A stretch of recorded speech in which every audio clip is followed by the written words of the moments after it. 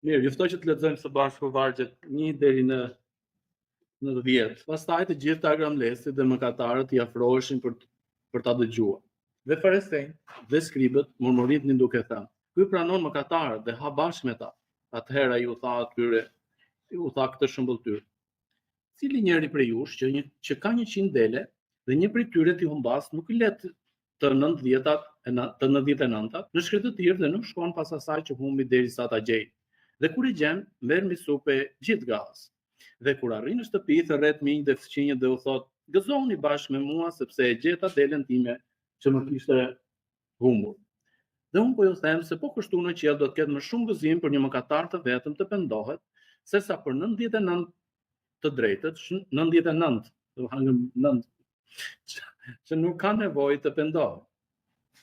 Ose cila grua që ka 10 drami dhe humbet një nga ato, nuk ndez llambën, nuk I fshin shtëpinë dhe nuk kërkon me kujdes derisa ta gjejë. Dhe kur I gjen, fton tok shoqet e fqinjet duke thënë: Gëzoni bashkë me mua sepse e gjeta dramin që më kishte humbur. Po kështu po ju them, do të ketë gëzim në mes të engjëjve të Perëndisë për një mëkatar të vetëm që pendohet. Po të vëmë re, kemi dy shëmbulltyra këtu, kanë të njëjtin kuptim ose kanë të njëjtin qëllim në fund, që të marrim të njëjtin mësim. Jezusi I tregon farisejve, farisejt ishin njerëz që ishin drejtues të besimit të atëhershëm. Edhe skribët quheshin ata që kishin mësuar ligjin edhe e dinin përmendësh. Ata ishin në gjendje që ta recitonin. Madje ishin aq në gjendje sa nëse dikush do të fillonte të recitonte, mjafton që të ndalonte dhe mësuesi tjetër ose skribi tjetër do ta fillonte aty ku e kishte lënë pa pengesën më të vogël. Pra ishin shumë të zgjuar. Por kishin një problem. Edhe besoj që këtë lloj smundje, le të themi, shpirtërore shpeshherë e mbartin edhe ne. Çfarë do të them?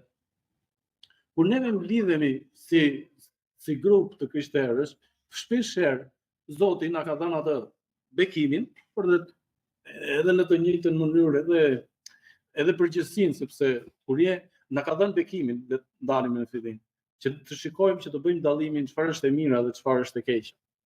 Shpeshherë njerëzit e quajnë të mirën ose të keqen relative. Çfarë do të them? Që në momentin që është e mirë për mua, nuk ka rëndësi se kush dëmtohet. Mjafton që mua më sjell dobi, më sjell të mirë, edhe jemi në rregull. Pra kjo quhet relativ. Kurse e mira e Perëndisë është e mirë për të gjithë. Edhe këtu qëndron një nga problemet kur neve ndalemi edhe pengohemi edhe bëhemi si farisej. Sepse kur shikojmë botën që është në mëkat, neve jemi në gjendje ta dallojmë. Por çfarë ndodh? Në momentin që njëri nga ne shkon edhe shoqërohet me njerëz të tillë, çfarë ndodh? A bëhemi ne paragjykues?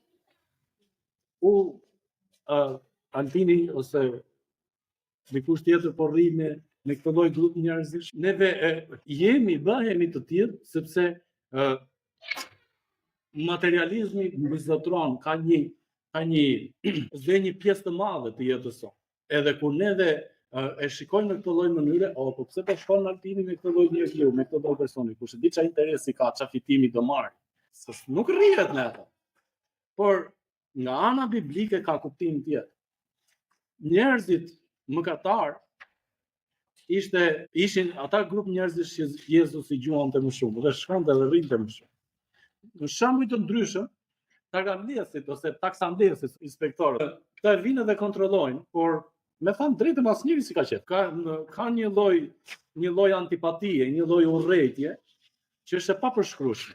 Jezusi, shikoj vargu 1 dhe të gjithë tagamdhësit dhe mëkatarët I afroheshin për ta dëgjuar. Ta ishin ata njerëz që edhe kishte edhe besimtar, aty ata inspektorët ose tatim mbledhësit, taksa mbledhësit, e asaj kohe izraelitët I urrenin akoma më shumë, sepse ta nuk I mblidhin taksat për vendin e vet, për Izraelin, le të themi, por I mblidhin taksat për romakët, për perandorinë romake. Ata jo vetëm që I urrenin për se I merrshin lek, po I quhenin dhe armik të kombit të tyre, sepse po merrshin taksat për siç kishin në kohën e turkut që pagonin atë sa haracin.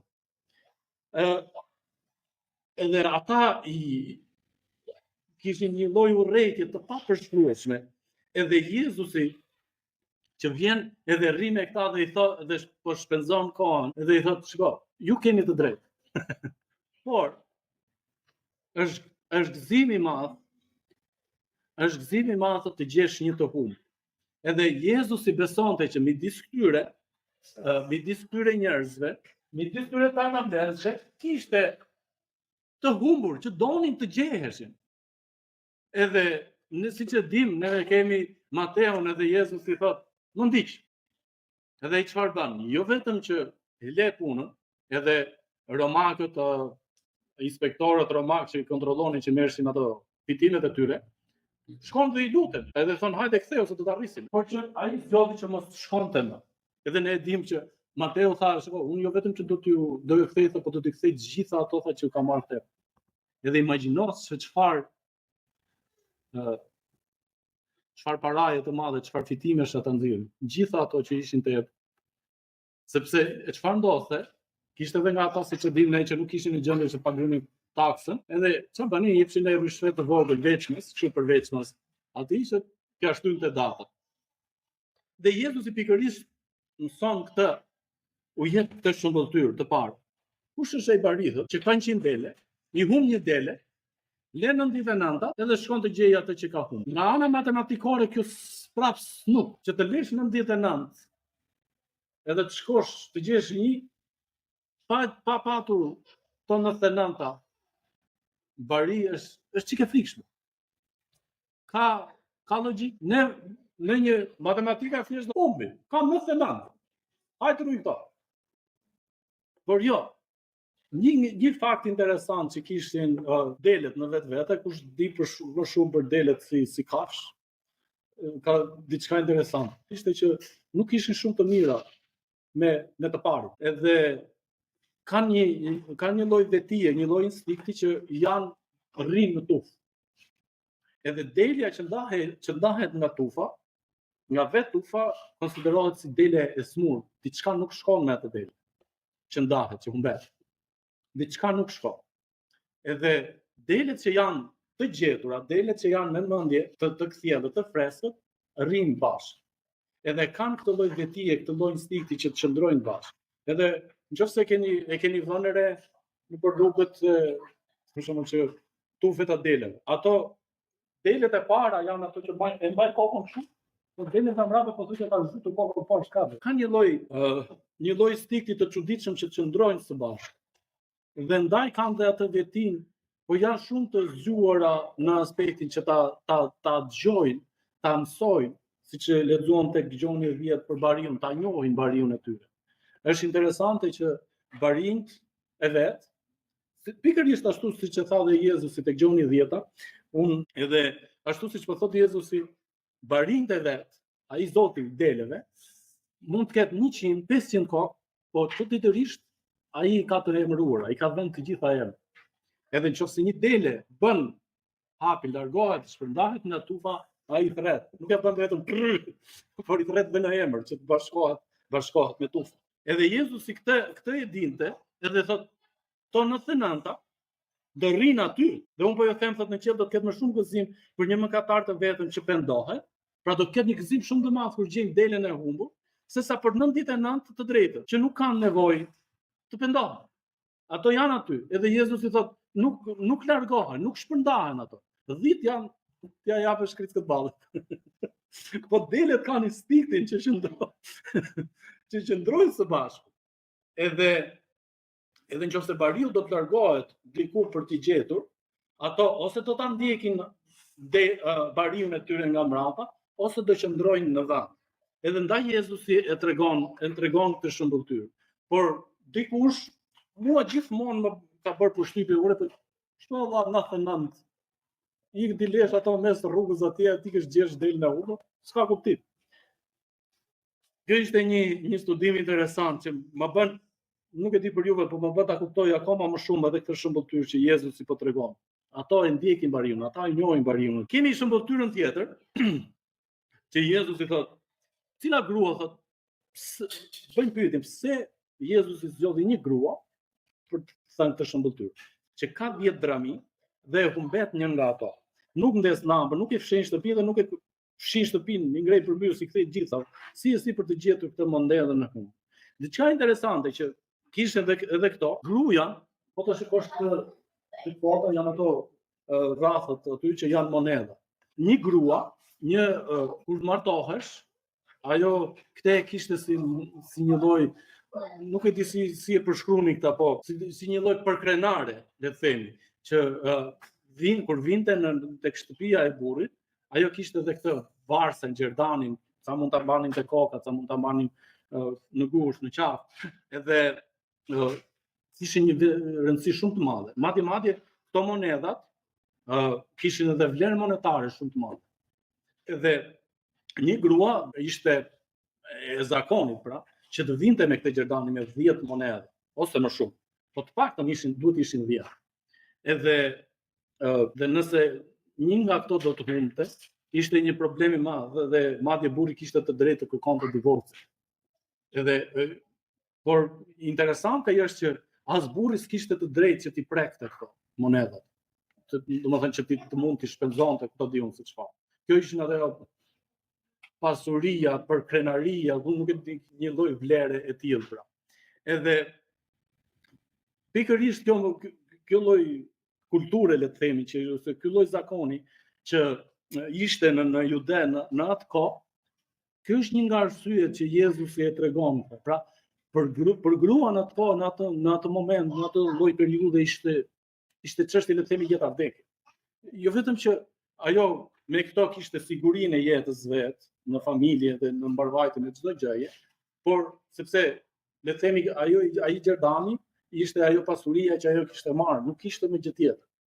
Nëse burri i saj do të vendoste që të ndaje, ajo nuk kishte as ku të shkonte. Nuk kishte ku të rrinte. Edhe kjo është një nga arsyet që e bënte atë akoma më shumë që të kërkonte gjëra. Po ta vesh re edhe neve sot e kësaj dite, gjëja më e parëndësishme që neve e konsiderojmë. Po të mbasi, na ngulitet në tru e derisa ta gjejmë atë skap. Ja mund të mendojmë një gjë që nuk e kemi përdorur për një kohë shumë të gjatë. Edhe dim ku e kemi. Në momentin që neve nuk e gjejmë atje ku është, nuk zgjegjum. Pra, e do me patjetër. Edhe më në fund kur e gjen, siç ke një lloj kënaqësie, një vetë plotësie brenda vetes tënde, edhe që kërkon edhe ta mbash akoma më shumë. Neve vim dhe njohim Krishtin, ne shpesh herë dekurajohemi, sepse nuk po ndryshojmë në momentin e duhur, ose siç duam ne të ndryshojmë shpejt plotësisht. Edhe në momentin pra që neve kërkojmë të ndryshojmë, shpesh herë dekurajohemi, edhe heqim dorë, edhe bëhemi të humbur. Ndaj dhe Jezusi thotë, është gëzim i madh për të gjesh dikë që ka humbur. Jo vetëm për dikë që nuk e njeh Krishtin akoma, nuk është pagzuar akoma, por edhe për krishterë që ka vite. Shpesh herë neve gjejmë veten të humbur me sjelljen tonë të përditshme, mund bëhemi edhe një farese që bëjmë paragjykim. Edhe nga që gjithmonë neve le themi shoqërohemi me njerëz të krishterë ose me njerëz që sillen mirë dhe në punë, le themi, do ishte ideale, që kanë një etik pune të drejtë, të sinqertë, të vërtetë. Edhe kur ti dikush nga grupi yt shkon diku gjatë, fillon paragjykimin. Por në të vërtetë është që Jezusi thotë duhet të shkosh ta kërkosh të gjesh të humbur.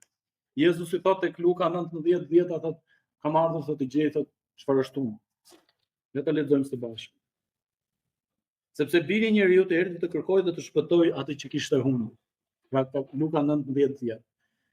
Pra kjo është ajo e vërteta, që Jezusi nuk erdhi të gjejë atë që ishin të gjetur. 99 të tha ishin të gjetur. 9 monedhat ishin të gjetura, ishin në gjerdan. Por ishte ajo çfarë ishte e humbur, që ne dëshirojmë që të bëhet e gjetur. Për gjithë secilin prej nesh. Qoftë një familjar, qoftë një shok, qoftë edhe një vëlla ose një motër në Krisht. Na bën neve, le të themi, përgjegjës shpirtërore.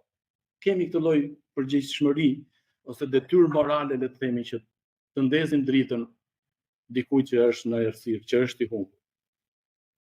Ky është hapi ynë i parë. Edhe nëse ne vendodhemi në këtë lloj ujëra, është momenti që ne t'i kërkojmë Zotit falje, të kërkojmë Zotit ndihmë, që të vijmë të bashkohemi edhe të hyjmë në vatën e Zotit. Paqja dhe hiri Perëndis qoftë me gjithë secilin prej nesh.